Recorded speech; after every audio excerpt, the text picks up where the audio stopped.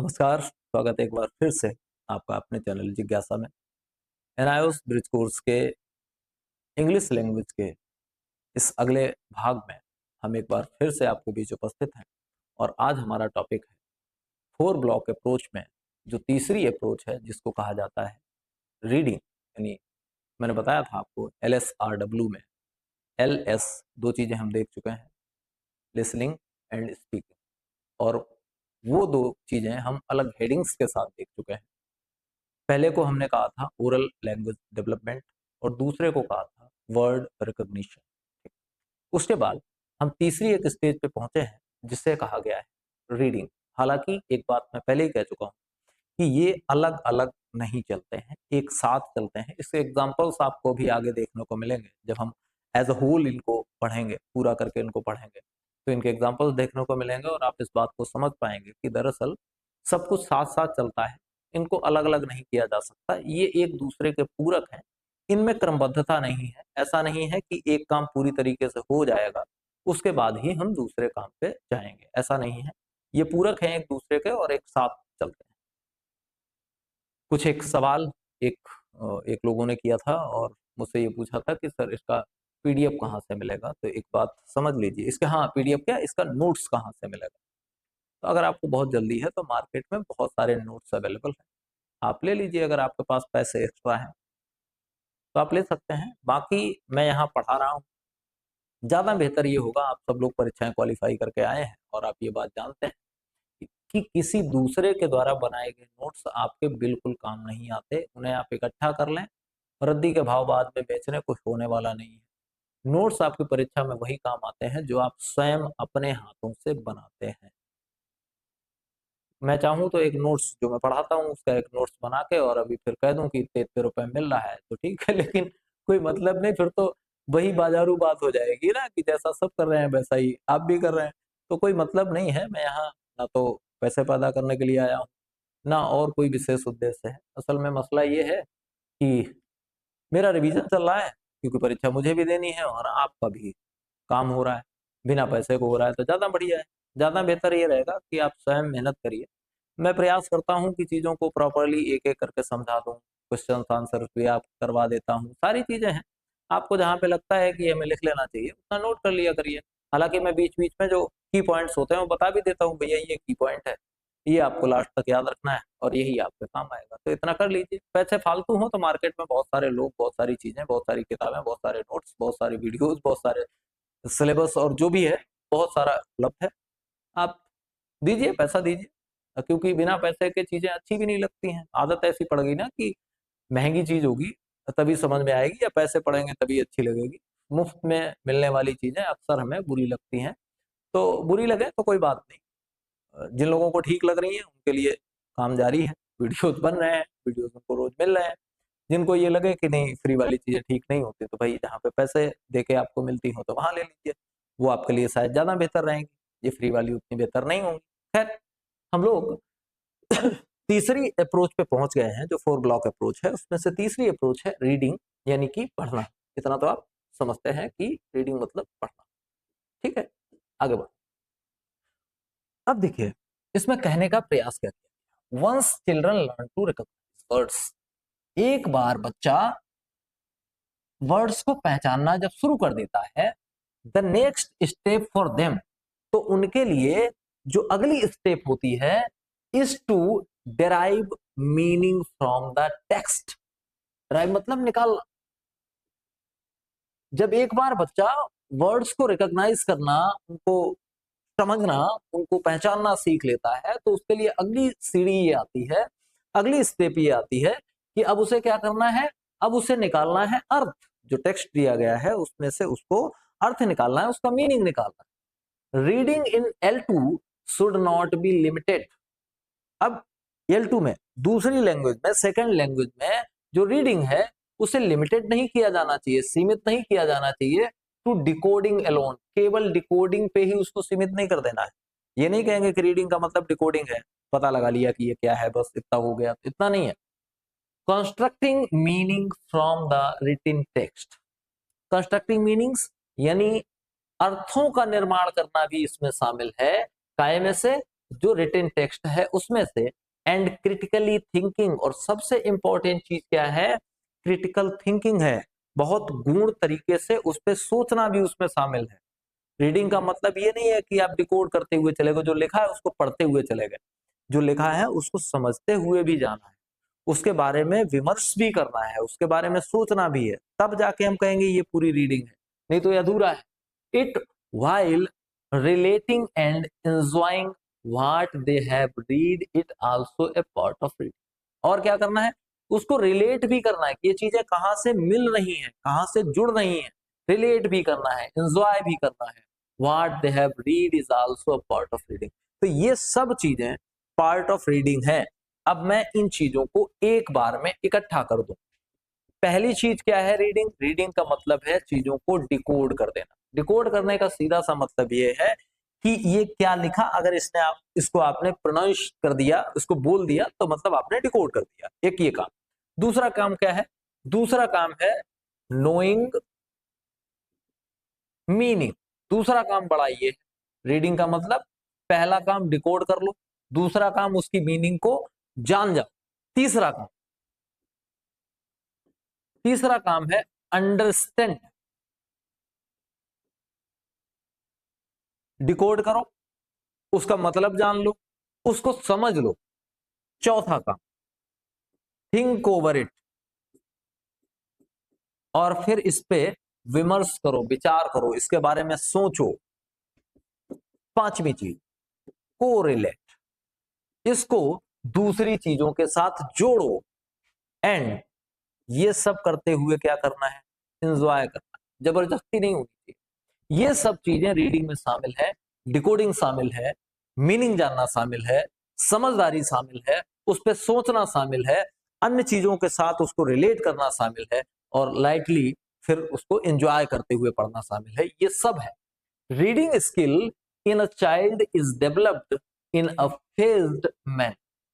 अब reading skill जो है एक बच्चे में, वो फेज्ड मैनर में डेवलप होती है। फेज्ड मैनर का मतलब चरणबद्ध तरीके से, क्रमानुसार डेवलप होती है, धीरे धीरे करके डेवलप होती है। In the context of L2 के कॉन्टेक्स्ट में इट इज इंपॉर्टेंट, ये जरूरी है, that what they are reading, कि वे जो कुछ भी पढ़ रहे हैं, is linked to their context, कि वो उनके कॉन्टेक्स्ट से जुड़ा होना चाहिए। L2 के मामले में सबसे महत्वपूर्ण बात कि वो जो कुछ पढ़ रहे हैं, उनको एक कहानी पढ़ाई जा रही है L2 में, और वो कहानी कहाँ है की है, कहानी है इंग्लैंड की। इंग्लैंड की कहानी है, और वैसी चीजें बच्चे ने कभी सुनी नहीं, तो वो रिलेट नहीं कर पाएगा, ये वाला काम नहीं हो पाएगा उसके साथ। अब वो कहानी एक कछुए और खरगोश की सुनेगा, जो कि हिंदी में थी, और उसको अंग्रेजी में करके सुनाएगा, तो वो क्या करेगा, अपने कॉन्टेक्स्ट से उसको रिलेट कर पाएगा, एंड एनवायरमेंट, और अपने एनवायरमेंट से उसको रिलेट कर पाएगा। अब भारतीय ग्रामीण परिवेश में उत्तर प्रदेश के किसी जिले में रहने वाले व्यक्ति को अगर चर्च की कहानी सुनाई जाएगी, जो कि एक इंग्लैंड की है, तो वो अपने एनवायरमेंट से रिलेट ही नहीं कर पाएगा। अगर उसको उस तरह की कहानी सुनानी है, तो मंदिर की कहानी होनी चाहिए, तब वो रिलेट कर पाएगा। किसी गांव में बनी हुई थान की, मजार की कहानी हो, तब वो रिलेट कर पाएगा। चर्च की कहानी कैसे रिलेट करे? तो जो चीजें उसको बताई जाए L2 में, वो कैसी हो, वो लिंक्ड हो, कैसे, उनके कॉन्टेक्स्ट से और उनके एनवायरमेंट से। मेकिंग इट इजियर, और ये चीज क्या करती है, आसान कर देती है, फॉर देम, उनके लिए, टू रिलेट, यही रिलेशन स्थापित करना, एंड अंडरस्टैंड, और समझना द टेक्स्ट। अब जब चीजें उनके एनवायरमेंट से होंगी, उनके कॉन्टेक्स्ट से होंगी, तो उस पूरे टेक्स्ट को समझना उनके लिए आसान हो जाता है। The components of reading are, अब इसके जो अवयव हैं, इसके जो कंपोनेंट्स हैं, वो नीचे दिए गए हैं। कौन कौन से हैं, बड़ी जरूरी बातें कही गई, और इनको मैं बहुत सरल से शब्दों में बताने का प्रयास करूंगा। पहला काम रीडिंग में वो ये है, वो है रीड अलाउड। सबसे जरूरी चीज, जोर जोर पढ़ना, जोर जोर पढ़ना। जोर जोर पढ़ने से क्या होगा, दो तीन चीजें।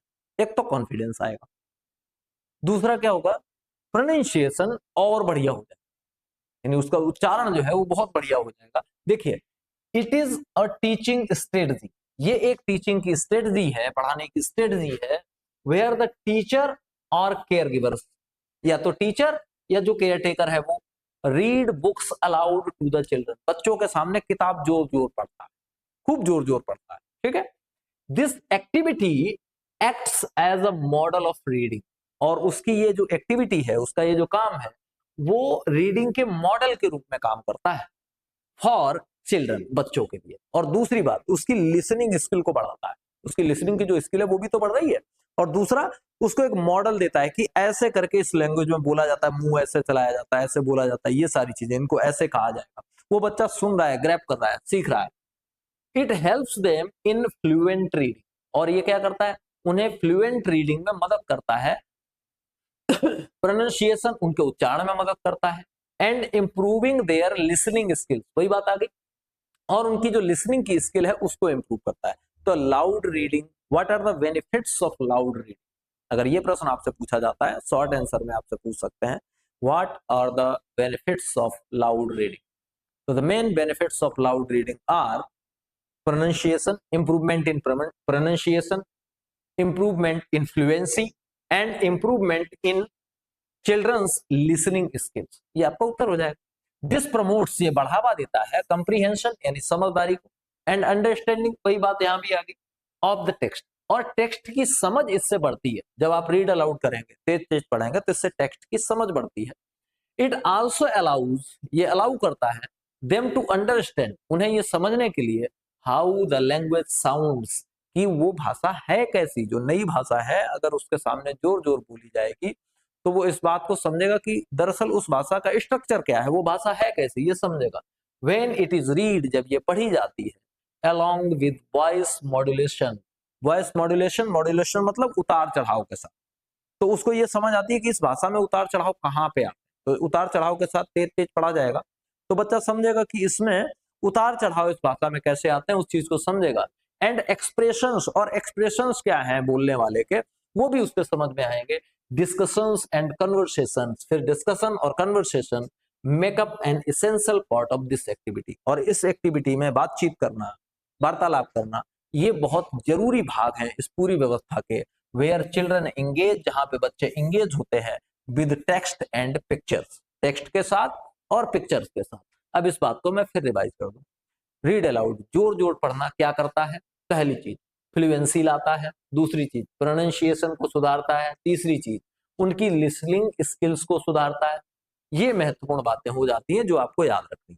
दूसरी चीज आती है, जब अलाउड रीडिंग हो उसके बाद शुरू करते हैं शेयर्ड रीडिंग। ठीक, शेयर्ड रीडिंग में क्या है, it is an instructional approach where the teacher and the children together read the same text. अब इसमें क्या है, बच्चा और अध्यापक दोनों साथ साथ एक ही टेक्स्ट को पढ़ते हैं। ठीक, पहली बार क्या हो रहा था, टीचर पढ़ रहा है, बच्चे सुन रहे हैं। दूसरी बार में बच्चा और टीचर दोनों पढ़ रहे हैं और साथ साथ पढ़ रहे हैं। The teacher reads the text allowed, teacher क्या करता है, टेक्स्ट को जोर जोर पढ़ता है। एंड चिल्ड्रन, और बच्चे, when they recognise the word, जब वे किसी शब्द को समझते हैं, साई वर्ड और फ्रॉम मेमोरी, या फिर मेमोरी से, या तो रटा हुआ या फिर मेमोरी से, और by predicting through an illustration, और उसको प्रेडिक्ट करते हैं, उसको समझने का प्रयास करते हैं। ठीक है, उसको समझने का प्रयास करते हैं और चित्रण करते हैं अपने दिमाग में। Join the reading, this help in developing the concept of print among children and help them progress beyond their current level and become confident readers। अब इससे फायदा क्या होगा वो समझ लो। ये हेल्प करता है काय में, प्रोग्रेस करने में, उनका जो करंट लेवल है अभी वो जहां है उससे आगे बढ़ने में और कॉन्फिडेंस लाने में इसमें मदद करता है, उनकी समझ को बढ़ाता है। प्रिंट को बोली गई चीज के साथ जोड़ने में मदद करता है। उंगली रख के आप पढ़वाते हैं, ये वही तरीका है कि उंगली रखो तो कम से कम उसके साथ आप उन चीजों को जोड़ते हुए चले जाए। ठीक है, फिर आता है गाइडेड रीडिंग। गाइडेड रीडिंग मतलब मार्गदर्शन में रहते हुए पढ़वाना, ये गाइडेड रीडिंग कहलाती है। एट दिस लेवल, यानी इस स्टेज पे, the responsibility of reading shift from the teacher to the children, और ये वो वाला लेवल है जहां पे पढ़ने की जिम्मेदारी अध्यापक पे से उतर के बच्चे पे आ जाती है। अभी आप देख रहे थे लाउड रीडिंग में क्या था, टीचर पढ़ रहा है। शेयर्ड रीडिंग में क्या है, टीचर और बच्चा दोनों मिलके पढ़ रहे हैं।